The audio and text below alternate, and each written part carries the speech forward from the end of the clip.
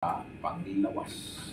So, unsa man ang saktong pag-atiman sa atong kasing-kasing. Atong topic karon sa araw ng mga puso, tips para pag-improve sa atong heart health.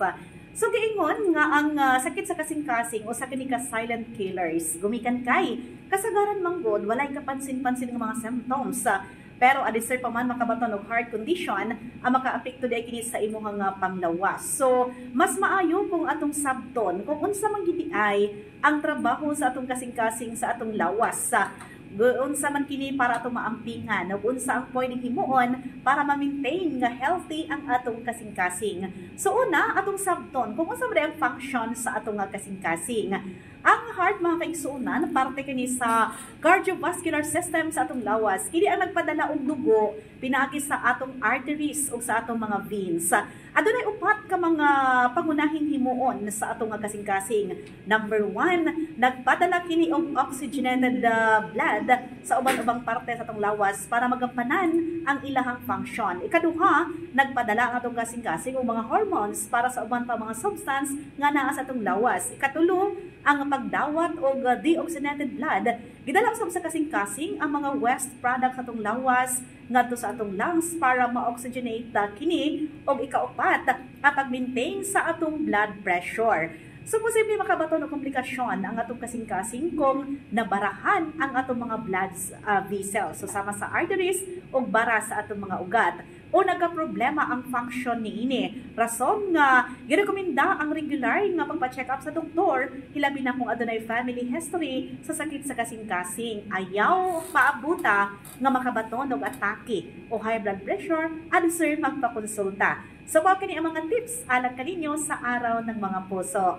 Para sa good heart health, adunay pipila ka mga himuon sa atong lifestyle. Importante ang pag-maintain sa disiplina o paghimo niini. Number 1, kaya ba ninyo ang sakto nga diet o exercise para man kini sa atong kaugalingon nga panglawas, para mahimong balanse ang diet o regular nga exercise.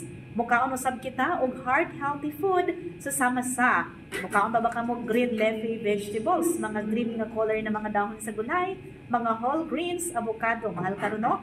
Aduna kini puno sa omega-3 fatty acids susama sa tuna og sardinas, kamatis, bawang, nuts og almonds o gining walnuts. So magpahigayon usab kita og workout 30 minutes, 30 minutos sa matag adlaw, 5 times a week. Magdepende kini sa atong edad o kondisyon. So, kinahanglan gid ay ang sakto nga pag-exercise.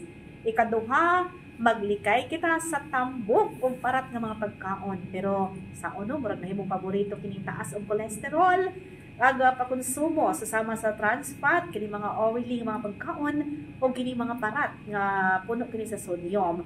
Batay na sa pagkaon sa mga alternatibo nga dili kini angkop sa imong diet.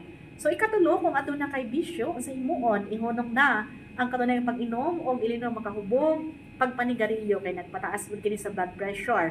Magpailalom sa mga lakang paghimo, pagbawal ni ini, mahimong consistent ka.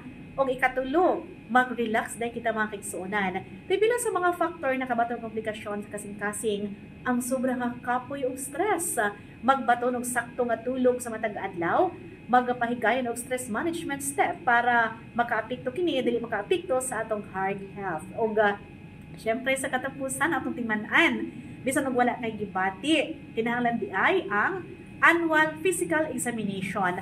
Mao kini pamaagi para mas daling ma-diagnose o ma-treat ang imong regular nga pagpa-check up. Bisan og wala kita gibati o problema sa tong lawas, mo pailalom dai kita sa girekomendang test sa doktor o mahimong honest kita kung ano na ba kita'y family history. Sa mga pamaagi, mahibaluan sa doktor kung sa mga risgo nga naa kanato labi na usab sa atong mga minahal sa kinabuhi. So, happy Valentine's Day kanatong tanan sa araw ng mga puso, ating alagaan ang ating puso.